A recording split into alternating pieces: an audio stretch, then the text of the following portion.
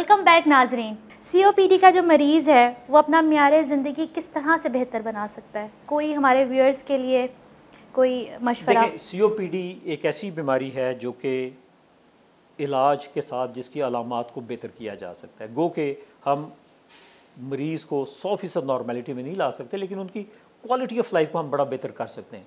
और उसमें सबसे ज़्यादा ज़रूरी ये है कि number 1 smoking cessation, number 2 atmospheric pollution से बचाओ, पैसिव स्मोकिंग से बचाओ। आप उन कंपनी में ना बैठें जहाँ पे लोग स्मोक कर रहे हैं, और ख़ास तौर पे बंद कमरे के अंदर जहाँ महफिल के अंदर लोग बहुत ज़्यादा स्मोक कर रहे हैं, तो सिगरेट स्मोक का इफेक्ट बहुत ज़्यादा प्रोनाउंस हो जाता है। वो तो डायरेक्ट हमारे जी, सांस वो की नाली में कॉन्सेंट्रेट जाता होकर है। हमारे लंग्स में जाता है, और वो खुद स्मोक करने से बाज़ का ज़्यादा ख़तरनाक है।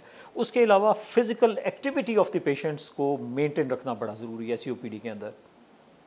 जितने आपके चेस्ट के मसल्स एक्टिव रहेंगे, जितने आपके बॉडी मसल्स एक्टिव रहेंगे, उतनी आपकी सीओपीडी की अलामात कम होगी, उतनी आपकी जो sensation of shortness of breath है उतनी वो कम होगी। इसलिए सीओपीडी के मरीज़ों में फ़िज़िकल एक्टिविटी को मेंटेन रखना, जिसको हम कहते हैं पल्मोनरी रिहैबिलिटेशन या पल्मोनरी एक्सरसाइजेज या फिज़िकल एक्सरसाइज का होना बड़ा ज़रूरी है। Number 1 cigarette smoking cessation, cigarette नोशी को डिस्करेज करना और बंद कराना, एटमॉस्फेरिक पोल्यूशन से बचना। स्मॉग के दिनों में ख़ास तौर पे, जब ये लाहौर में आपको पता है कि पिछले चंद सालों से ये अक्टूबर नवंबर के महीनों में स्मॉग का बड़ा मसला है, जो एटमॉस्फेरिक पोल्यूशन की कंडेंसेशन की वजह से है। उस दौरान में उन मरीज़ों का इंडोर्स रहना या प्रोटेक्टिव मास्क का इस्तेमाल करना बहुत ज़रूरी है इन मरीज़ों में ये। और नंबर 3, इन मरीज़ों के लिए वैक्सीनेशन फ्लू और नमूनिया की लगवाने से क्वालिटी ऑफ लाइफ को बेहतर किया जा सकता है। अच्छा, सीओपीडी के बाद जो एक और बीमारी लंग्स के लिए काफ़ी ज़्यादा जानी जाती है वो है पल्मोनरी टीबी, ट्यूबरक्लोसिस। इसकी क्या वजूहात है? देखिए जी, टीबी फेफड़ों की इन्फेक्शन है जो ख़ास किस्म के जरसूमे से, ख़ास किस्म के जर्म से होती है, जिसको माइकोबैक्टीरियम ट्यूबरक्लोसिस कहते हैं।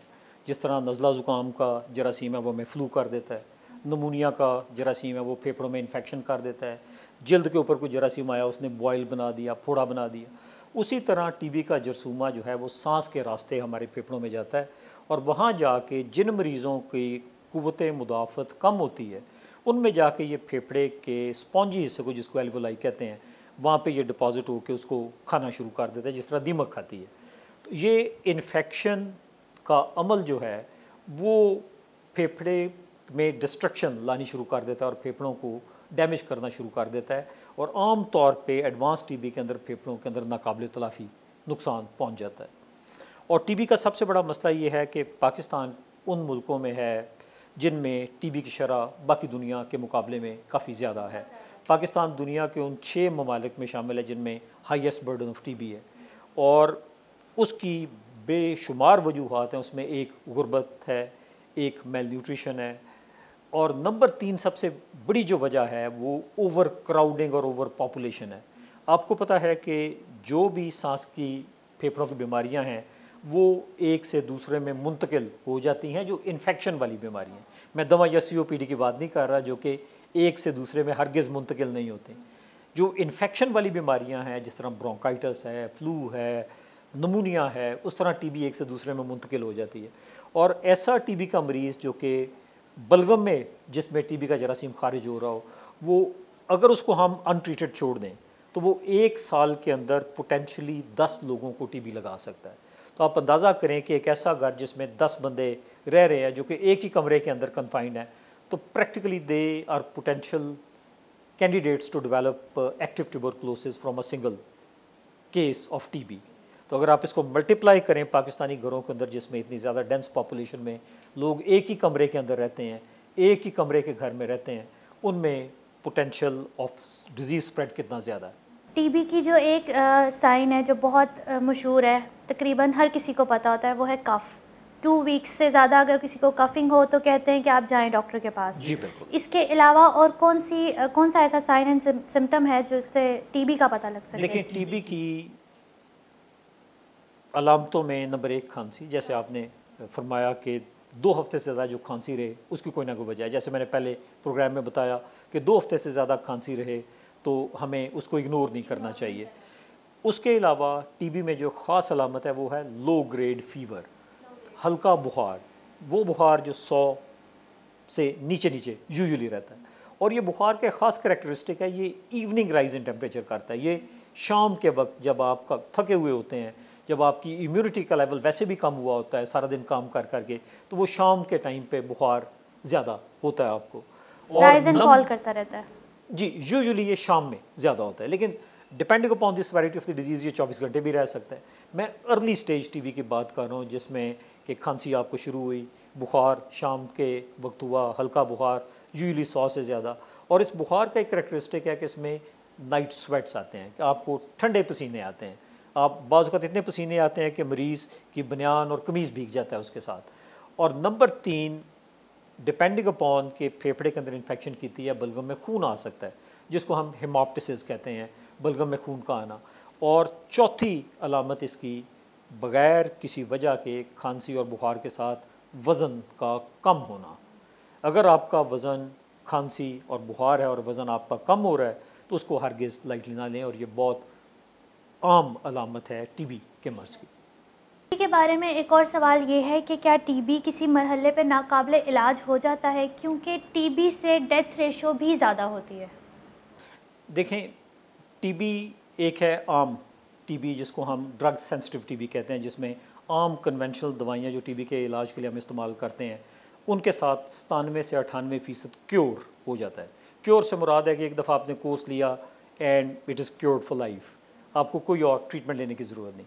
पाकिस्तान में जो इस वक्त एक बहुत, या सारी दुनिया में डेवलपिंग कंट्रीज़ के अंदर ख़ास तौर पे जो एक मज़ामती टीबी है, जिसको हम ड्रग रेजिस्टेंट टीबी कहते हैं, वो बड़ी रैम्पेंट है इस वक्त। सारी दुनिया में इसके केसेस बढ़ते जा रहे हैं और पाकिस्तान में भी साल ब साल इन केसेस के अंदर इजाफा होता जा रहा है। उसको हम कहते हैं multi drug resistant tuberculosis. TB के मर्ज़ में जो अद्वियात इस्तेमाल होती हैं उनमें 2 बड़ी बुनियादी अद्वियात हैं जो कि पिवटल हैं टीबी के इलाज करने में। उनमें से एक दवा है रिफेम्पिसिन और दूसरी है आइसोनायाज़िड। ये इंतहाई वाइटल अद्वियात हैं जो कि टीबी के मर्ज़ को क्योर करती हैं। जब टीबी का जरासीम इन 2 दवाइयों से मज़ामत पैदा कर लेता है, इन दवाइयों से रेजिस्टेंट हो जाता है, जब ये दवाइयाँ उस टीबी के जरासीम को नहीं मार सकती, तो उसको हम कहते हैं मल्टी ड्रग रेजिस्टेंट ट्यूबरकुलोसिस। आम टीबी का इलाज 25 रुपये रोज़ का ट्रीटमेंट है, 6 महीने का इलाज आपने लिया, यू आर क्योर्ड, 98% चांस कि आप बिल्कुल क्योर हो जाएंगे। ड्रग रेजिस्टेंट टीबी के अंदर आपने 12 महीने से लेके 24 महीने तक का इलाज है, उसमें 3 से 8 महीने तक आपको इंट्रामस्कुलर इंजेक्शंस लगवाने हैं, और कॉस्ट ऑफ ट्रीटमेंट जो है वो 25 से 30 हज़ार रुपये माहाना पे चली जाती। कहाँ पे 25 रुपये और कहाँ पे 25 से 30 हज़ार रुपये। ड्रग रेजिस्टेंट टीबी के अंदर 60 to 70% cure rate, 30 to 40% death rate. Drug sensitive TB के अंदर 97 to 98% cure rate, 2 to 3% death rate भी नहीं बल्कि कॉम्प्लिकेशन। उसमें जो सेंसिटिव टीबी है उसके अंदर डेथ इज़ डायरेक्टली प्रोपोर्शनल के मरीज़ ने किस स्टेज पे प्रेजेंट किया है, उसके फेफड़ों में डैमेज कितना हुआ है। तो ये ड्रग रेजिस्टेंट टीबी के होने की सबसे बड़ी वजह पाकिस्तान में दवाइयों का प्रॉपर इस्तेमाल ना करना ड्रग सेंसिटिव टीबी के लिए। जो मरीज़ दवाई ली फिर छोड़ दी, फिर कुछ अरसा खाई, बेहतर हुआ, छोड़ दी, इससे जरासीम इंटरमिटेंट दवा लेने से मुजामत डेवलप कर लेता है, और एक दफ़ा किसी शख्स को जो ड्रग रेजिस्टेंट टीबी होती है वो दूसरे को मुंतकिल करेगा तो वो ड्रग रेजिस्टेंट टीबी मुंतकिल करेगा। इससे इसके नंबर्स ऑफ केसेस जो है वो बहुत ज़्यादा बढ़ते जा रहे हैं। और अब एक टीबी की वैरायटी आ गई है जिसको हम टोटल ड्रग रेजिस्टेंट टीबी कहते हैं, जिसमें जितनी भी दवाइयाँ दुनिया में अवेलेबल हैं वो सब जरासीम ने उसके खिलाफ मुजामत डेवलप कर ली है। तो वो that is essentially death sentence and no treatment is available for that. So take home message ये है लोगों के लिए कि जिस शख्स को, जिस फ़र्द को घर में टीबी की तकलीफ़ हो, वो हमें इंश्योर करना चाहिए, ये हमारी नेशनल ज़िम्मेदारी है, ये हमारी कौमी ज़िम्मेदारी है, ये हमारी सोसाइटी की तरफ से ज़िम्मेदारी है कि उन मरीज़ों को प्रॉपर अद्वियात का कोर्स किसी मुस्तनद शफाखाने से, मुस्तनद डॉक्टर से, मुस्तनद टीबी सेंटर से उनका रेगुलर ट्रीटमेंट होना चाहिए, और मरीज़ को ये इंश्योर करना चाहिए फैमिली वालों को वो मरीज़ दवा को बाकायदा पूरी मिकदार में बगैर किसी वक्फे के ले। लेकिन हमारे यहाँ ये बहुत प्रॉब्लम है ना कि लोग अपने डॉक्टर खुद बन जाते हैं।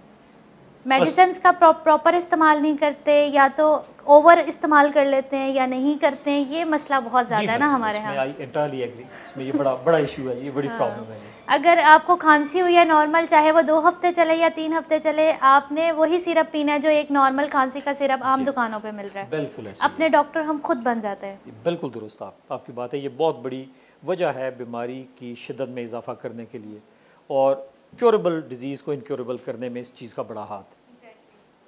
अच्छा, तो ये जब हमें सारी लंग्स की जो बीमारियां हैं, ये सारी किस वक्त हमें फील हो कि हम डॉक्टर के पास अब हमें जाना चाहिए? देखिए, पल्मोनोलॉजिस्ट जो हैं वो डॉक्टर हैं जो कि फेफड़ों या सांस की बीमारियों के साथ डील करते हैं, जो फेफड़ों की बीमारियों के साथ डील करते हैं। जैसे हमने पहले बताया, हर वो शख्स जिसको खांसी या बुखार या सांस में दुश्वारी या सीने में दर्द जो 2 हफ्ते से ज़्यादा परसिस्ट करती है, उनको किसी डॉक्टर से, स्पेशली पल्मोनोलॉजिस्ट से मशवरा ज़रूर करना चाहिए। ठीक है। कफ विद स्पूटम? जी बिल्कुल, लाइक दिस। बिल्कुल। Blood in cough? जी बिल्कुल। खांसी का होना, बलगम में खून का आना, सीने में दर्द का होना, अनड्यू सांस में दुश्वारी, गैर ज़रूरी तौर पर वज़न का कम होना, भूख का ना लगना, ये सारी अलामात हैं जो कि अलर्ट करना चाहिए हमें कि हमें किसी मुस्तनद डॉक्टर को दिखाना चाहिए। वेंटिलेटर और बाईपैप, ये 2 चीज़ें ऐसी आम है, कॉमन है, जो कि अस्पतालों में देखे जाते हैं इनके पेशेंट्स बहुत ज़्यादा, कि ऐसी मशीनरी पे पेशेंट्स मौजूद हैं। और जो हमारे यहाँ नॉर्मली कहने पे आता है कि जो एक बार वेंटिलेटर पे आ गया वो बाद में गया, ऐसा नॉर्मली कहा जाता है लोगों में। इसकी क्या वजूहात है और इनमें डिफरेंस क्या है? देखिए, बाईपैप, जैसे कि bi means 2, PAP means positive airway pressure, यानी bi level positive airway pressure का मतलब ये है कि ये एक बाईपैप एक ऐसी मशीन है जो कि सांस लेने में और सांस बाहर निकालने में प्रेशर डिलीवर करती है। देखें, फेफड़ों का बुनियादी काम क्या है कि आपने ऑक्सीजन को अपने जिस्म के अंदर लेके जाना है और कार्बन डाइऑक्साइड गैस को फेफड़ों से बाहर निकालना है। ये फेफड़ों का बुनियादी काम है। जब फेफड़े अपना बीमारी की वजह से, किसी बीमारी की वजह से, चाहे वो एस्थमा का सवेयर अटैक है या COPD है या सवेयर नमूनिया हो गया किसी को, या फेफड़ों के अंदर पानी भर गया किसी वजह से और वो फेफड़े अपना काम नहीं कर पाते, तो उनको सपोर्ट की ज़रूरत है। वो सपोर्ट कहाँ से आती है कि हम पहले तो मरीज़ को हाई फ्लो ऑक्सीजन देते हैं ताकि ऑक्सीजन जिसकी कमी खून में आ रही है वो मिकदार ऑक्सीजन की बढ़ा के फेफड़ों के ज़रिए उसको हम खून में मिक्स कर सकें। लेकिन जब बहुत ज़्यादा ऑक्सीजन देने के बावजूद, मैक्सिमम ऑक्सीजन देने के बावजूद भी हम ऑक्सीजन के लेवल को मेंटेन नहीं कर पाते और कार्बन डाइऑक्साइड गैस को जिस्म से नहीं निकाल पाते फेफड़े, तो उस वक्त उनको सपोर्ट की ज़रूरत है, उनको मसनूई फेफड़े की ज़रूरत है। मसनूई फेफड़े 2 तरह के हैं। एक बाईपैप मशीन है जो कि by level positive airway pressure देती है, जिसको हम नॉन इन्वेसिव वेंटिलेशन भी कहते हैं। दूसरा है वेंटिलेटर, जिसको इंटरमिटेंट पॉजिटिव प्रेशर वेंटिलेशन या IPPV हम कहते हैं। ये है invasive ventilation. Non invasive BiPAP का मतलब ये है कि इसके अंदर आपको मरीज़ को बेहोश करके, पैरालाइज करके, सांस की नाली में ट्यूब डाल के मशीन के ऊपर नहीं डालना पड़ता। ये इसको हम डिलीवर करते हैं नाक और मुंह के ऊपर मास्क लगा के, जैसे नेबुलाइज़र का मास्क है, जैसे ऑक्सीजन लगने वाला मास्क है। वो आप समझिए कि ऑक्सीजन मास्क की एक टाइटर वर्जन है जो कि हवा को लीक ना होने दे। वो मशीन सांस अंदर ले जाने में ज़ोर के साथ प्रेशर लगा के हवा को, ऑक्सीजन को फेफड़ों में डालती है ताकि जो ऑक्सीजन की डिफ्यूजन है फेफड़े के ज़रिए खून के अंदर ज़्यादा हो जाए, और एक्सेलेशन के अंदर भी वो प्रेशर एक्सर्ट करती है जिससे कार्बन डाइऑक्साइड को बाहर निकालने में मदद मिले। इसको हम कहते हैं by level positive airway pressure या बाईपैप मशीन, जो कि नॉन इन्वेसिव है। नॉन इन्वेसिव इसलिए है कि हम मरीज़ की सांस की नाली के अंदर कोई ट्यूब डाल के मरीज़ को पैरालाइज या बेहोश नहीं करते। दूसरी किस्म, अगर बाईपैप के ऊपर मरीज़ स्टेबल ना हो रहा हो, वो हम मकसद फेफड़ों का जो ऑक्सीजन को लेके जाना अंदर खून के अंदर और कार्बन डाइऑक्साइड को निकालना अचीव नहीं कर पाते, तो उन मरीज़ों को हम इन्वेसिव वेंटिलेशन के ऊपर ले जाते हैं, ये सेकंड स्टेज। तो आप समझें कि बाईपैप की जो एडवांस्ड और ज़्यादा इन्वेसिव स्टेज है, जो एडवांस स्टेज है, वो वेंटिलेटर है या IPPV है। उसके अंदर हम मरीज़ को पैरालाइज कर देते हैं, इंजेक्शन देते हैं जिससे मरीज़ के सारे मसल्स पैरालाइज हो जाते हैं, सांस के मसल्स भी पैरालाइज हो जाते हैं, उनको हम गनूदगी वाली दवाइयाँ देते हैं और उसके बाद हम सांस की नाली के अंदर ट्यूब डाल के उस ट्यूब को वेंटिलेटर के साथ कनेक्ट कर देते हैं जो मसनूई फेफड़े का काम करती है, और वो वही काम करती है जो कि बाईपैप मशीन नॉन इन्वेसिवली करती है। तो आप समझें कि अर्ली डिजीज़ जिसमें फेफड़े अपना काम छोड़ दें तो बाईपैप का इस्तेमाल है, और बाईपैप अगर फेल हो जाए तो हम नेक्स्ट स्टेज ऑफ वेंटिलेटर के ऊपर चले जाते हैं। आम और ये तौर फेफड़ों पे की बेशुमार बीमारियां हैं जिनके अंदर इसके इस्तेमाल की ज़रूरत पेश आती है। वो एस्थमा के मरीज़ जो अपनी दवा रेगुलर नहीं लेते, जो अपना इन्हेलर रेगुलर नहीं लेते, वो लाइफ थ्रेटनिंग एस्थमा डेवलप कर सकते हैं, जिसमें सांस की नालियों में तंगी इतनी ज़्यादा हो जाती है कि ऑक्सीजन कार्बन डाइऑक्साइड का बैलेंस ख़राब हो जाता है। COPD के मरीज़ जिनको smoking related chronic obstructive lung disease जैसे हमने डिस्कस किया डेवलप हो जाए, उसका फ्लेयर अप हो जाए, उसमें इन्फेक्शन ज़्यादा हो जाए, तो वो मरीज़ ऑक्सीजन अंदर नहीं ले जा सकते, कार्बन डाइऑक्साइड बाहर नहीं निकाल सकते, उनमें वेंटिलेशन की ज़रूरत पड़ती है। या कोई ऐसी फेफड़े की इन्फेक्शन जैसे नमूनिया है, बड़ा सवेयर नमूनिया हो गया, आपने बड़ा सुना होगा जी स्वाइन फ्लू हो गया।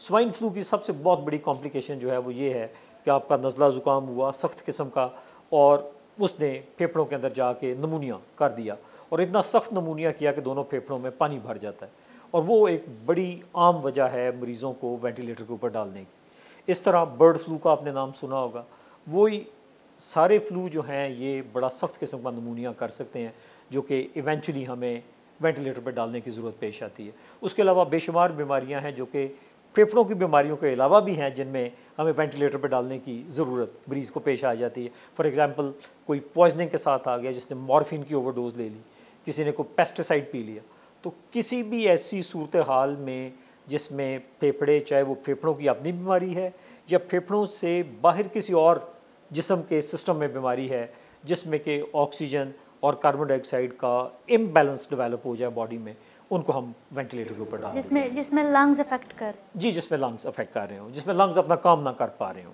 मोस्ट ऑफ केसेस में ऐसा भी होता है कि एक्सीडेंटल केसेस भी होते हैं। जी बिल्कुल, बेशुमार सर्जरीज़ हैं। फॉर एग्जांपल बाईपास ऑपरेशन दिल का बड़ा कॉमन होता है, उसके बाद चंद घंटे के लिए वेंटिलेटर पर डालना is part of surgery, is part of treatment. उसमें हम वक्ती तौर पे मरीज़ को 2, ढाई, 3 घंटे के लिए वेंटिलेटर पे डालते हैं ताकि उनके फेफड़ों का फैलाव ठीक हो जाए। इस तरह बेशुमार लोग जिनको हेड ट्रॉमा हुआ है, चेस्ट ट्रॉमा हुआ है, कोई और सवेयर एक्सीडेंट केसेस हैं जो कि अपना प्रॉपर तरीके से सांस को नहीं ले पा रहे, या जिनमें ऑक्सीजन की कमी फेफड़े पूरी करने से कासिर हो जाते हैं, या कार्बन डाइऑक्साइड गैस को निकाल नहीं पाते, उन सब केसेस को वेंटिलेटर सपोर्ट हम देते हैं जब तक कि उनकी अंडरलाइंग डिजीज़ बेहतर ना हो जाए और वो अपने आप सांस लेने के काबिल ना हो जाए। ये सवालों का सिलसिला हमारा जारी रहेगा, लेकिन इस छोटे से ब्रेक के बाद। Stay with us.